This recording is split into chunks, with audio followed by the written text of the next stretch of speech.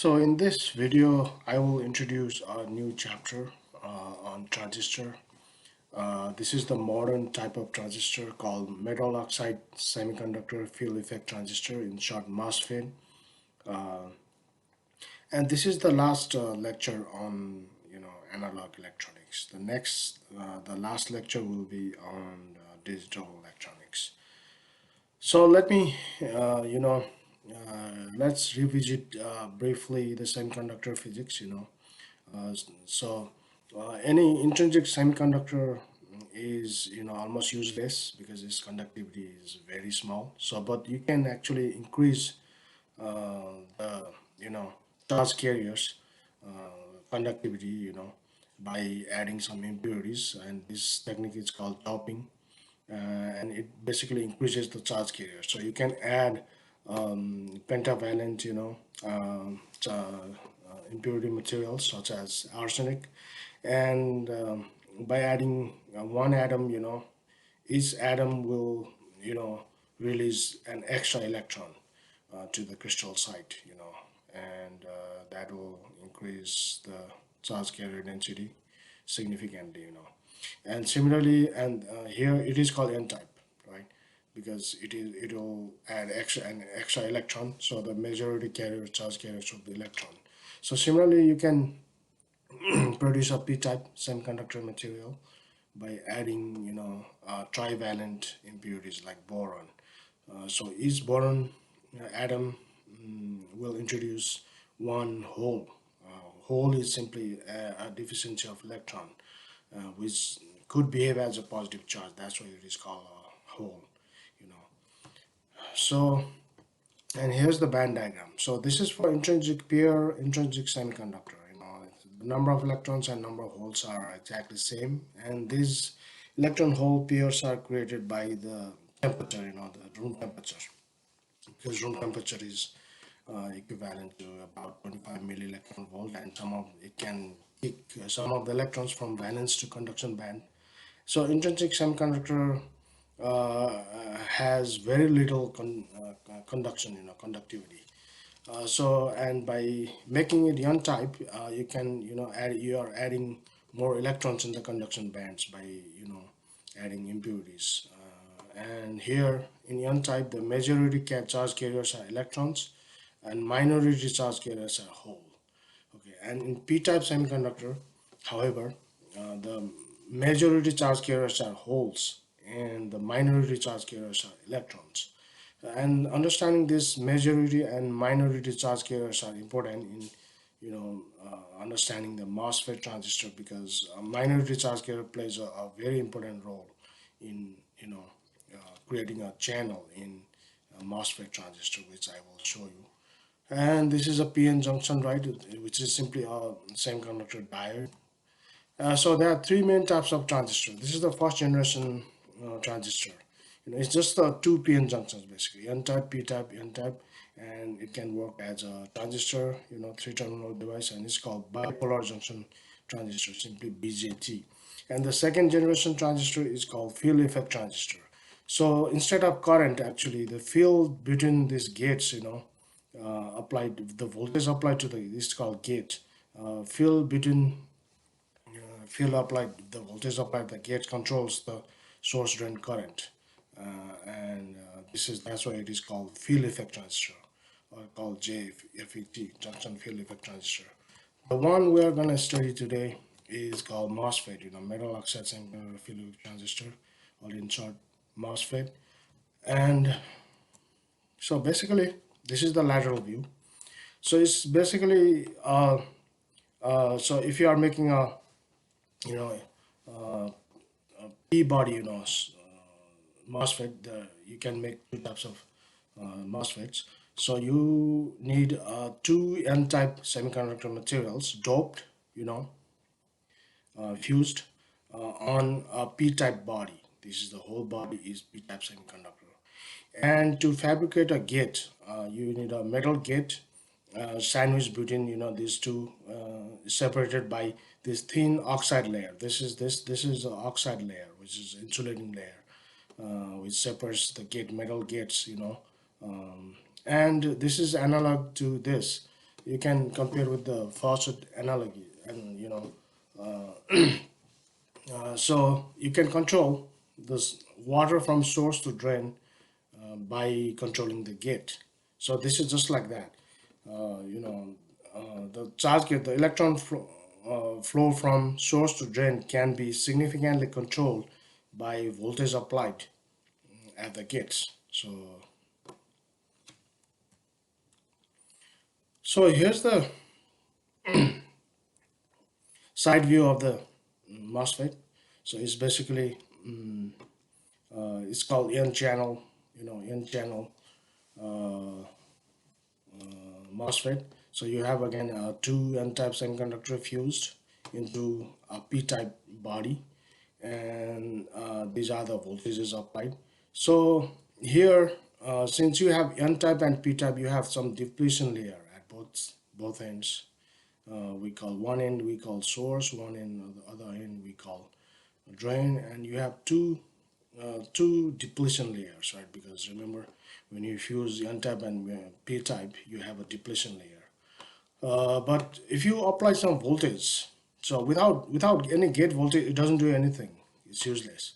So now what's gonna happen? Let's see what's gonna happen when you apply some gate voltage with respect to source. So you apply some gate voltage and make the gate voltage positive with respect to source, right?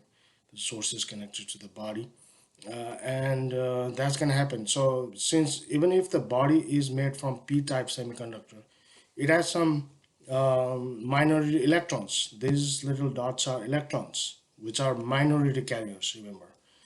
And because you are applying the positive gate voltage, some of these minority electrons will be attracted towards the positive gate voltage because of the electric field, right? The electric field is from top to bottom, right?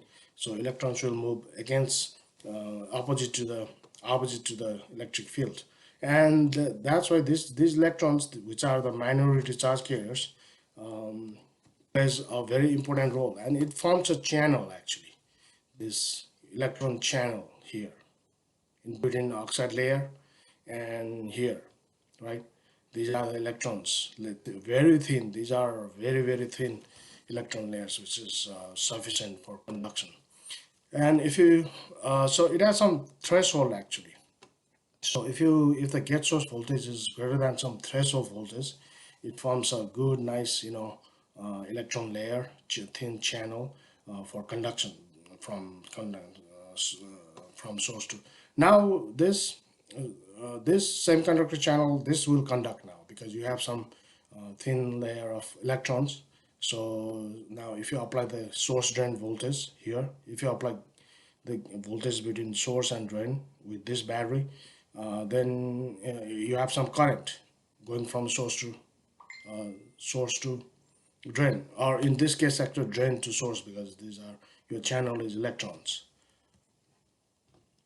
So now we'll see different cases. Now keeping the gate voltage same, now what happen if you increase the source drain voltage, something like that. If the source drain voltage is greater than this difference, then this channel will behave something like that, right? This channel will behave, the depletion layer here in this region will be enhanced, and the depletion layer here will be reduced, because remember this is the n-type p-type and this is bias positive, so it gets reverse bias, this gets forward bias. So the depletion layer here will be enhanced, while the depletion layer here will be reduced. So that's why you have this thin layer electron will be like something like asymmetric layer of electrons here. And at some point, if this is the case, at some point you'll have a pinch of, so you have a very thin, it's just connected here, right? And this is the symbol for MOSFET, N-channel MOSFET. You can make a P-channel MOSFET, but whatever we were talking about, right? This is the N-channel, because why? Because your conducting layer is made from electrons, so that's why it is called N-channel MOSFET. And this is the symbol for N-channel. You have a source here. So transistor is a three-terminal device. you can just show this the source, a drain, and the gate. And this arrow here is the direction of the electrons. This is a p-n junction direction. It's basically the electron direction, p-n junction direction. And usually the this body is connected to the source. Okay, the body, right? The whole body is connected to the source. This is the standard symbol for N-channel MOSFET. So in summary, this is the MOSFET behavior with various biased voltages, So in this, GIF animation, I try to explain the overall behavior. So here, without gate voltage, it doesn't do anything, it doesn't conduct. There's no drain source voltage, drain source current. So, but as you apply gate source voltage, right, it creates some channel, which is ready for conduction, right? And so now if you increase this voltage beyond this, then it will do pinch off, right? So somewhere, let's see again. So pinch off, right? So this is the overall behavior of a MOSFET. So here's again. So here you have uh, two different regions, right? So the drain current, the current through the transistor, right? The current through the transistor is zero if the gate source voltage, if the gate source voltage is less than the some threshold voltage, right? You need to have some at least some threshold voltage if for drain current to flow through the body, through the transistor. So if this is the condition, if gate source voltage is less than threshold voltage, so you don't have any current through the transistor, right? The transistor will just shuts off. The transistor will just turn off. And this is the IV characteristics of a MOSFET, N-channel MOSFET transistor. So it's a drain current, right? Drain current is basically the current through the transistor, basically source to drain current or drain to source current.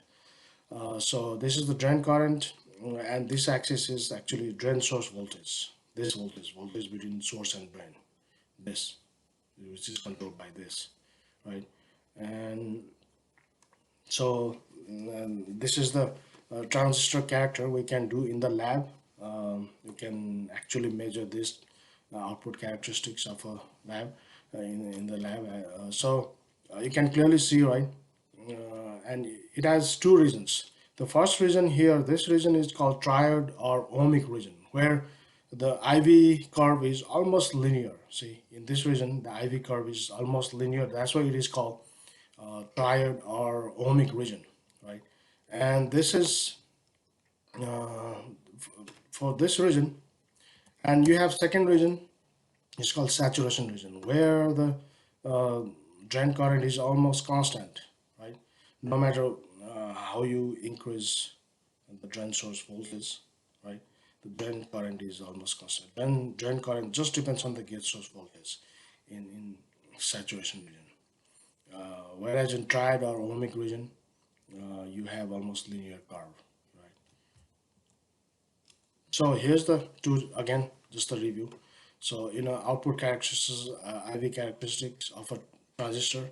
Um, so you have two distinct regions. One is ohmic. This is called ohmic region, and this is called saturation region. Okay. So, and this is again if VSD, right? If the source drain voltage is equal to this gate source voltage minus the threshold voltage, you will have pinch off, right? It's called pinch off voltage. This is called pinch off voltage. You just so after this, if so, this is called pinch off voltage, where this is the scenario actually of pinch off voltage. You almost reduce the thickness of this N channel to almost zero. So after that, no matter however you increase the drain source voltage, the drain current remains constant because you don't have any channel left for conduction.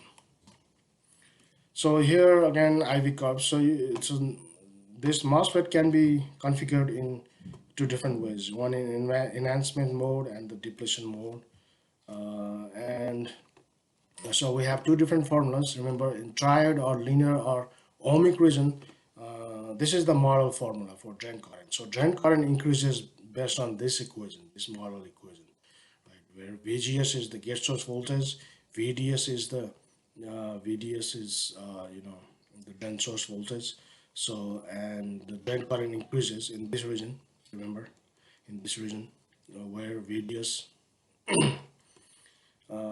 has to be less than or equal to this, and we are in this triad or ohmic region, and the current increases based on this equation, where VT is the threshold voltage. So K is a constant; it depends on many factors. Mu E is the electron mobility. C is the oxide capacitance.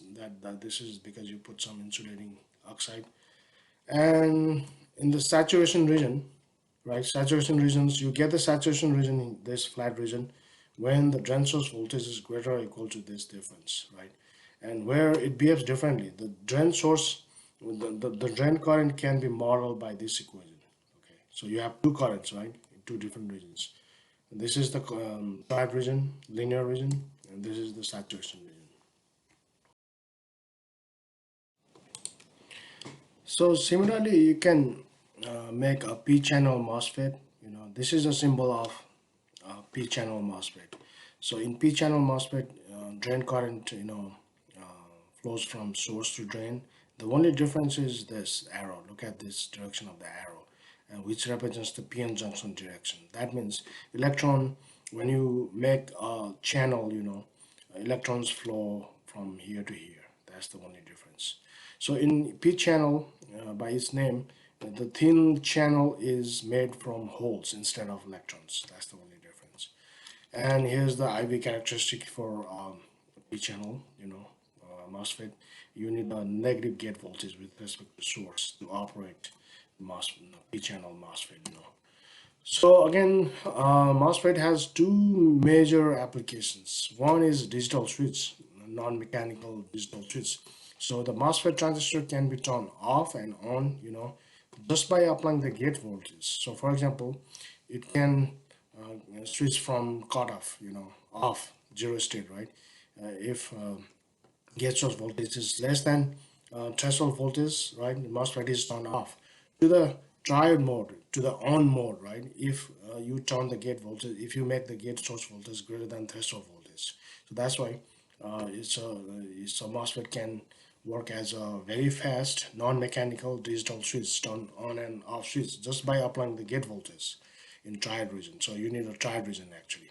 So if you want to make the MOSFET as a switch, just as a switch, your drain source voltage should be biased based on this. Drain source voltage should be less than this voltages. So the second major application of MOSFET is amplifier, right? You can use MOSFET transistor in amplifying the weak signal. So, but if you want to make MOSFET as an amplifier, you must operate in the saturation region. Remember saturation region, right? This is the saturation. This flat region is called saturation region, where a small change in gate voltage brings a very big change in drain source voltage.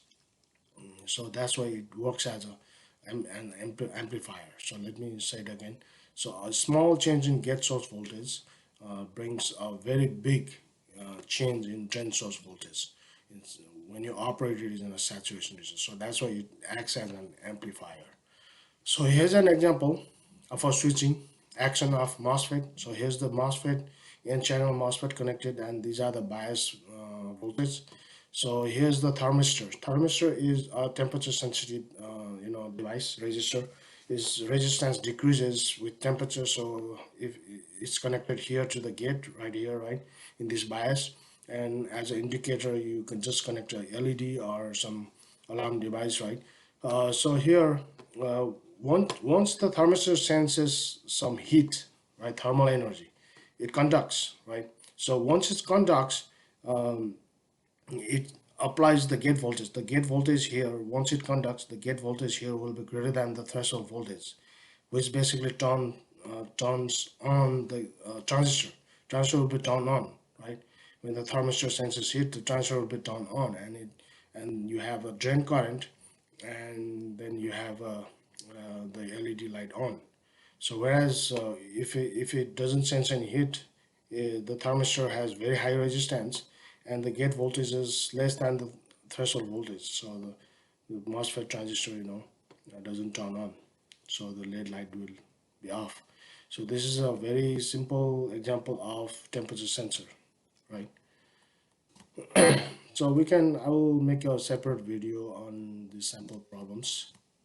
So the next one is just like in diode. You also will need to do the load line analysis for transistor. So load line analysis is simply finding the right values of bias voltages for proper function of MOSFET, because these transistors need the power supply, the bias voltages, in order to function it properly. So whether you want to use it as a switch, or whether you want to use it as an amplifier, right? Depends on your bias voltages. So then to figure out the right values of bias voltages, you just need to do some load line analysis. It's called load line. So for example, here you apply the signal. So we're gonna use it as an amplifier. So what's the good values of the drain source voltage and gate voltage, bias voltages? So here's what you do. You use KVL. So around this loop, this is the KVL, and in the drain source region, this loop, this is the KVL, right? And using the second equation, this is also called load line, drain source voltage load line equation, this second equation. Using that, on the output characteristics, you draw the load line using this, right? So first, initially, you keep the drain source voltage 0. If you keep the drain source voltage 0, you can calculate the ID, the drain current, which is 20 milliamps based on these numbers, right? And you need one more point on VDS, right? So to do that, so make ID the drain current 0. So if you make the drain current 0, so VDS is simply equal to VDD, which is the bias voltage for drain source, so which is just the 20 volts. And you get 2 points, 1 point here, 1 point here, and you just join this line, and this is your Q point. Q point is the base point, right, to bias the transistor. So, and your base point for biasing is, so you need drain source voltage, you have to keep 11 volts, and your gate source voltage is 4 volts, right? And these are the Q points. This is called Q points. And here, so this is the gate source voltage. So if the gate source voltage is fluctuates, right, like this, you apply a tiny signal voltage here, and it will appear as amplified signal, right? Because from this load line you can clearly see, right? So if you just change a tiny gate source, if you just change the gate source voltage by tiny amount, say plus and minus 1 volt, it will bring a big change in drain source voltage, right? So from 4 volt to 16 volt, any change, one plus and minus 1 volt change in gate source voltage will bring this big change in drain source voltage, and that's why it acts as an amplifier, right? This is called amplifying, and it will be inverted. Remember, it will be inverted.